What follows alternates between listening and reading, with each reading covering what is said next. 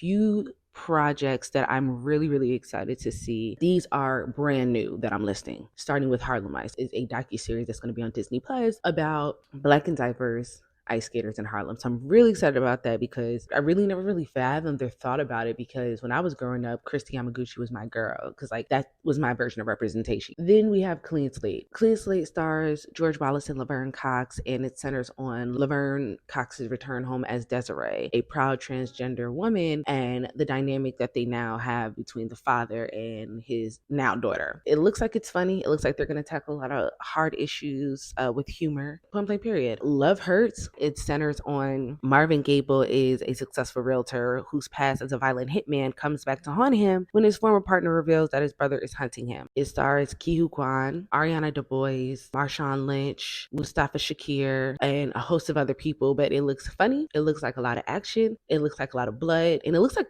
really good fight scenes. Whether you love it or not, it just looks like it's going to be really good fight scenes. So I'm very excited about that. I love a good fight scene. So another show that I'm interested in that's brand new, it'll be on Netflix, and that's Zero Day. And a former president comes out of retirement when a cyber attack hits the world and is teasing another one. These type of shows and movies is going to be a lot of lies and deception. You know, our current reality. You know, my girl Angela Bass is in it, and anything she does I watch, and also Robert De Niro. 1,000 Blows, which I don't think a lot of people are talking about, and to be honest, I don't even think certain people care, because I post it because I'm really excited about it. It looks so good, and it never does well. Tell me y'all don't like something without telling me y'all don't like something. This one follows the fortunes of Hezekiah, played by Malachi Kirby, and Alec, played by Francis Love Hall, two best friends newly arrived from Jamaica, fighting for survival in the violent melting pot of Victorian London's East End. They come up against Sugar Goodson, a dangerous veteran boxer. So it looks good, but it also feels refreshing. Next up, we have Suits LA. So I'm gonna be honest, I don't know how I feel about it, but I was a huge, huge fan of Suits. I watched Suits when it was actually on TV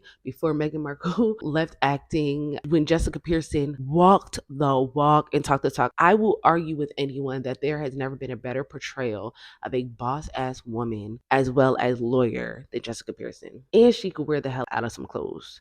I loved everything about her. Anyway, I'm interested to see how this is, because Ted, who's the new main character, looks so much like Harvey. I don't know how it'll be received. I'll just say that. But it looks good. It's going to be on NBC. Next up is Grosse Pointe Society. Will either be a big win or a big loss, because it's giving Desperate Housewives. Grosse Pointe Society follows 4 members of a suburban garden club whose lives are uprooted by a shared secret, a murder no one wants to talk about. As their seemingly perfect lives begin to unravel, the characters wrestle with keeping their skeletons buried while maintaining the illusion of perfection. So yeah, it's reminded me a lot of Desperate Housewives, and I'm okay with that. But I do think it's going to be one of those things where this will go to just be an instant hit, or it will get canceled after the first season.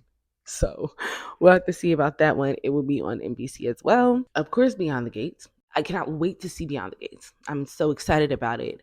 But I would be doing myself a disservice. And I have talked about Beyond the Gates multiple times. And I think the best way to describe the casting is a distraction. That's the only thing that I'm just like not okay with. But I'm still going to support it, because I want to. And I believe that just because people continue to get shit wrong doesn't mean we boycott it, right? Hopefully all of this distraction, because not one post about Beyond the Gate goes up and somebody doesn't mention the fact that everybody is light skinned as shit. And the erasure of the hues of blackness and wealth has been happening for a long time. But to say it's a major black-led show since Generations in 1987, but then to give us a whole cast of brown to light-skinned people is, in my opinion, such a distraction, because it is fucking 2025. I need to see dark skin. I need to see brown skin. I don't know. I just get so annoyed that when people are in positions, when people have opportunities, they don't be like, man, fuck it, this can be my last opportunity. So I'm going to make sure I do it correctly. I know a lot of wealthy, dark-skinned Black people that live in mansions, exactly this life you're portraying, yet it's a sea of light. And I just, with everything going on, we don't need more of us to do the work for them. So I ain't gonna hold you. You got meetings, you got opportunities. Fight for the true representation of everything. It's so annoying, because after like I don't know, like the 10th comment per post in regards to the lack of hue in the cast, I was like, this is such a fucking distraction. Anyway, I got a little angry.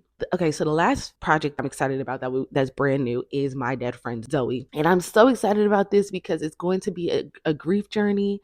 It stars Seneca Martin Green. I hope I'm pronouncing her name correctly. Natalie Morales, V. Morgan Freeman, and Ed Harris. And in it, Martin Green is seeing her dead friend. It's so funny. They're dead ass arguing in the trailer and stuff. It seems like it's going to be an emotional movie that you will laugh and you will cry, but you will reflect. And those that are grieving will find a little bit of solace. So I'm excited about that one a lot. These are the projects, some of the projects I'm very excited about. I will put the link to the full list of returning and brand new shows that we're most excited about, because there are more, but most of them are going to be returning, and I wanted to talk about the brand new ones. Okay, see you in the comment section.